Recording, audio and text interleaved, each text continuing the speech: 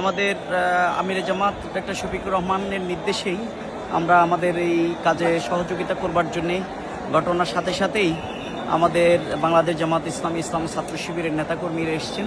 সবাই বিভিন্ন কাজে কাজ করছেন এবং উদ্ধার অভিযানে এলাকার ভাইয়েরা সহযোগিতা করছেন। মেডিকেলগুলোতে আমাদের ভাইয়েরা সার্ভিস দিচ্ছেন, রক্ত দিচ্ছেন। এখানে মূলত এখন আর মানুষের কোনো দরকার নেই, এখানে দরকার হচ্ছে যেই রক্ত এবং মেডিকেলগুলোতে তাদেরকে সাপোর্ট দেওয়ার। বেশি মানুষের কারণে বরং অ্যাম্বুলেন্স যাতায়াতের সমস্যা হচ্ছে। এই জন্য আমরা এই এলাকায় মানুষকে, জনসাধারণকে না এসে মেডিকেলগুলোতে তাদেরকে সার্ভিস দেওয়ার জন্য অনুরোধ করছি। এবং এই প্রেক্ষাপটে দেশবাসীদেরকে, গোটা বিশ্ববাসী যারা দেখতে পাচ্ছেন, সবাইকে আমাদের এই কোমলমতি ছাত্রছাত্রী এবং যারা হতাহত হয়েছেন, কতজন নিহত হয়েছেন আল্লাহ তাআলা ভালো জানেন।